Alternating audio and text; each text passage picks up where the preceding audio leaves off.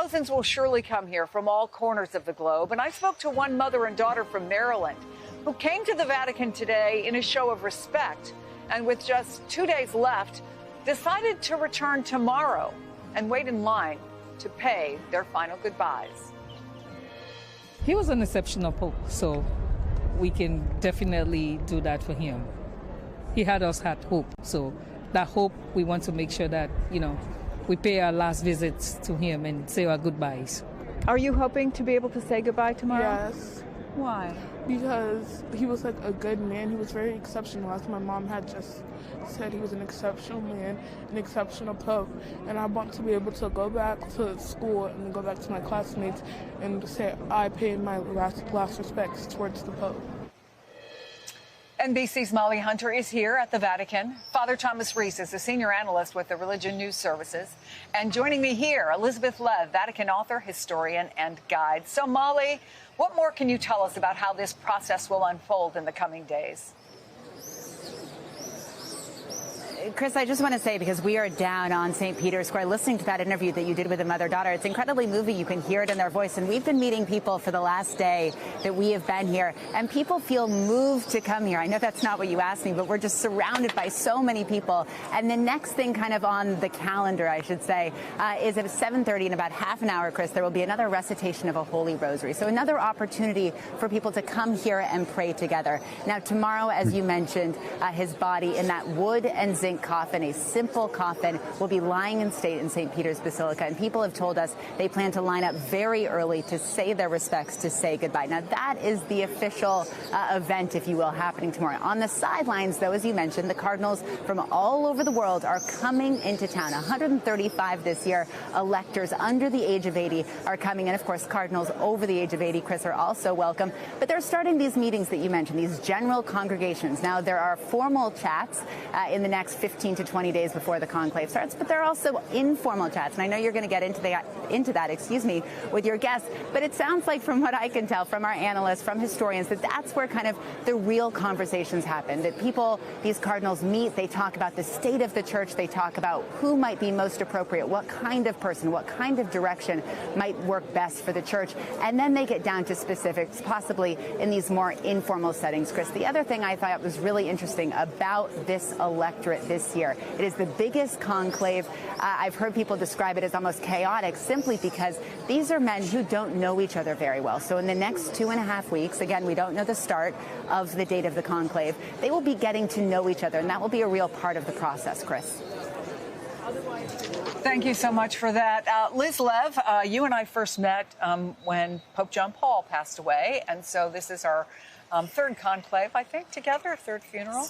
Talk to me a little bit about that stuff that goes on behind the scenes, whether it's formally, and they have those meetings. I know today the cardinals who were there, about 60 of them, took a pledge that they were going to follow church rules, church law, in terms of how this all plays out, including the conclave. But then there are also the informal discussions. So there are two things that are happening right now. On one hand, there's the simple administration of getting ready for a funeral. Hundreds of thousands of people are descending to say goodbye to Pope Francis, and that funeral has to be arranged. The church, we need administration to continue. So there is just some very practical meetings of having to run a church during this period of interregnum, or sede vacante. But at the same time, the much more exciting event that is happening is that these men, these 136 cardinals, are all going to come together and start to know each other. They've rarely had the opportunity to speak, and now they'll have to face the questions of what the church needs to deal with right here and right now. And so it's going to be a very interesting period as they begin to think about what direction this church is to take and who they are, the next electors and the next electee. Well, Father, of the 135 cardinals, I think, who are eligible to vote, 108 of them were appointed by Francis, many from places that had never had a cardinal before. But do they know each other well? What's your sense of the conversations happening behind closed doors? Well, that's one of the things that they're going to have to do, and it's a good thing that they have this period before the conclave actually goes on. They have a chance over dinner, over coffee, informally, to get together in groups and talk about who do we want as Pope? And to get to know one another better.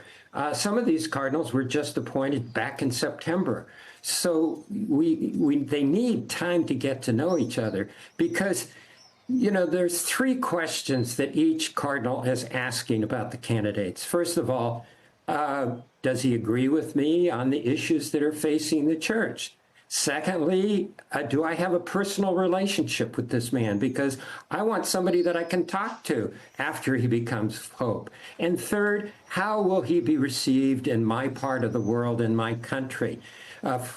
For example, American cardinals would not want somebody elected Pope who got up and said, oh, the sex abuse crisis, that's nothing, it's creation of the media. That would be a disaster for the church in the United States. The same thing with cardinals from Muslim countries. If the Pope got up and said something stupid about Muslims, people would die. So each part of the world has different issues that they're concerned about and that they don't want the Pope to say the wrong things about. So, Liz, this conclave is expected to begin sometime in early May. We don't know when, they have not said yet. But what is your sense of how this will go? There's always a lot of speculation. It's a little bit of a fool's game, but I'm going to ask you to do it anyway. How complicated and how open is this conclave? Well, the conclave is a secret process. I mean, to begin with, what happens is something that we are not privy to, but we can begin to speculate a little bit on what's going to happen. I think much depends. A big indicator will be how successful these general congregations are. So this is an opportunity. Perhaps they'll take a little bit longer than usual to meet each other and to have discussions before they enter into conclave, which is really just a period of voting.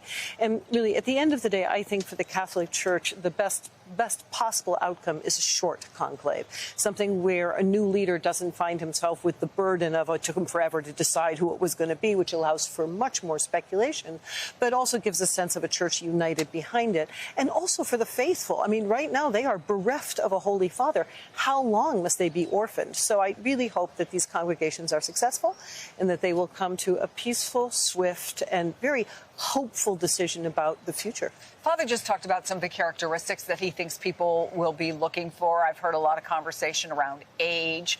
Maybe the youngest person who's been talked about at 60 would serve too long, and people might find that to be a little bit too much. But do you have some people in mind, or who are you hearing about? Because I know you spend a lot of time in these parts. I do spend a lot of time in these parts, and I do hear a lot of names. At the moment, it really feels like it's more like a Rorschach test, an ecclesiastical Rorschach test. Tell me who you think is papabile, and I'll tell you who you are. So it's kind of, you can always sort of feel the wishful thinking working. I mean, I think there is a real interesting possibility for this young Cardinal Pizzaballa, who's had such an interesting role in the Holy Land.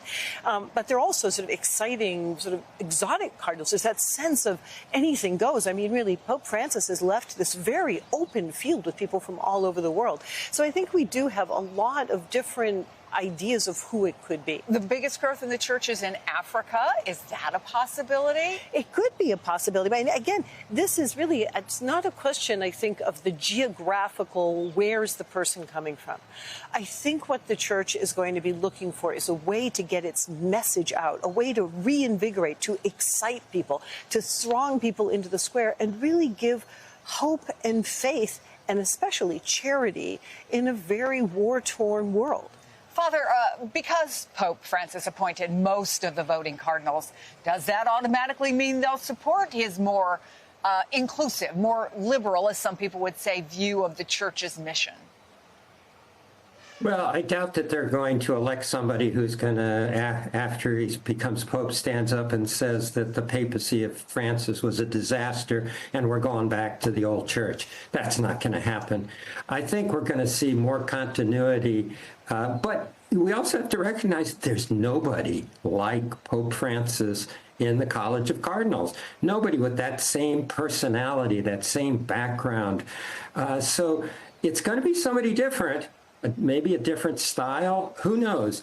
The church has been pretty good at picking the right man for the right time. John Paul II was the right man to be Pope when the communist empire, Soviet empire, was collapsing, and he helped it collapse. Pope Francis was here at the time when migrants and refugees were a big issue, when climate change became an issue, and he embraced those kinds of issues.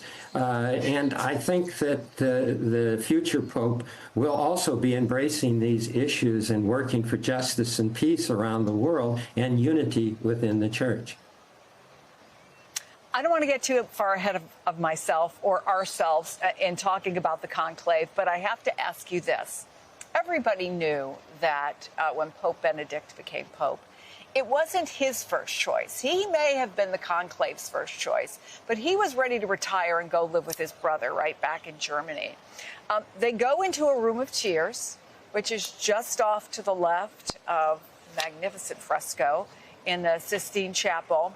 Has anybody ever said, no, thanks, but no thanks? Oh, we hear stories. We hear stories of popes who have said no. We hear a wonderful story about an electee who had to be sat down by the dean of the College of Cardinals and told, you're going to have to take this job. So it is a very, very, very difficult decision. It's a tremendous burden that they're going to have to take on.